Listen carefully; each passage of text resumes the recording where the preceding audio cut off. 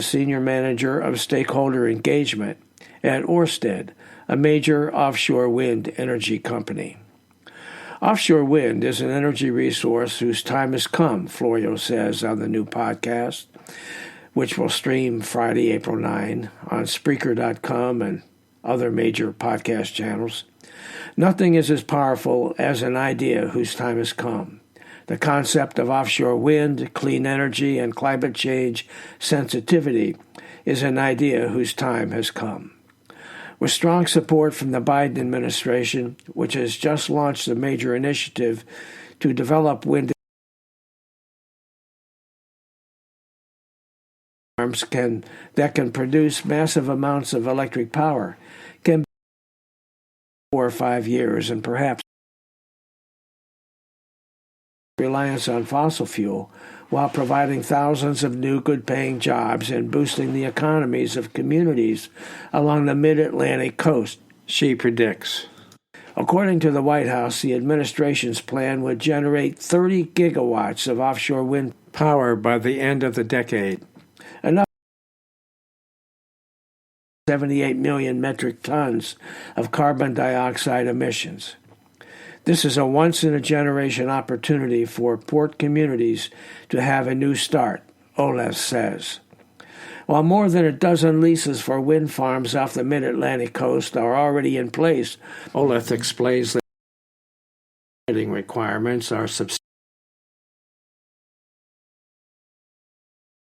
The commercial fishing industry to tourism, the merchant marine industry, and even the U.S. Coast Guard must be resolved. SIOW, which is funded by a number of foundations, is working to build stakeholder support, says Oleth, adding that in addition to improving energy supply and boosting the local economies, offshore wind energy can play a major role in the battle against climate change, which directly impacts coastal communities with flooding and storm surges. On the podcast, Florio points out that public policy is shaping up to facilitate the development of wind power, noting that the Biden administration is much more inclined to be supportive, as the previous administration was fossil fuel-oriented. We need to help other users of the ocean to understand that offshore wind is a priority, says Oleth. The technology we know. The procurements are underway. The financing is solid. But the stakeholders are the issue. How we work that into what's already happening in the ocean is the key. Developers, such as her previous employer, Ørsted, lease the areas for 25 to 30 years, and Olaf says there are between 14 and 17 lease areas already let. So they are ready to build once they get permitted, Olaf explains. She points out that the closest current wind farm is now 15 miles from shore, that such facilities must be placed at least 3 miles offshore in federally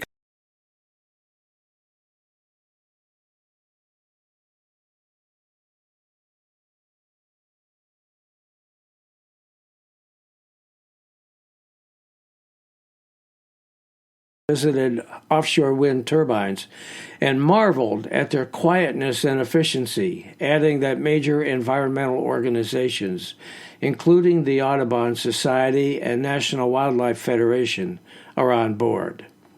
Despite former President Donald Trump's claim that windmills kill birds and cause cancer, statements that Florio calls ludicrous, wind power has the potential of helping to significantly assist in the nation's battle against climate change, generating vast numbers of good jobs and helping to protect the environment while generating reliable energy supplies.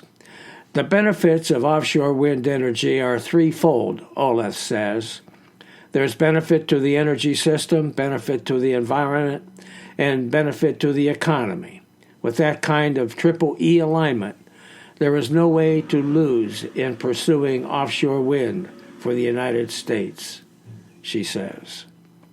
As we approach Earth Day on April 22nd, it is good to know that aggressive but realistic efforts are underway to harness the power of the wind, so this bountiful resource can join solar energy and other renewable forms of power to help reduce our nation's reliance on fossil fuels and dramatically reduce, if not eliminate, the harmful emissions that they generate. Mark your calendar.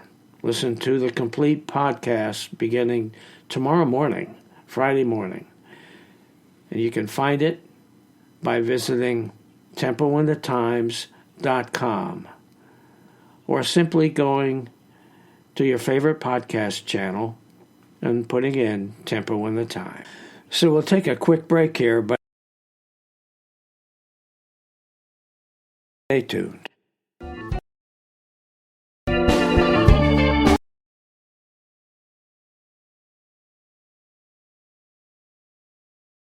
It'd be great if you'd follow NFN Radio News so you don't miss an episode. Just look for NFN Radio News at Spreaker.com and click on My Picture. And check out notfakenews.biz too, where you'll find new material just about every day by some excellent writers with perspectives on a whole range of topics. You can sign up as a member at notfakenews.biz, and of course it's all free.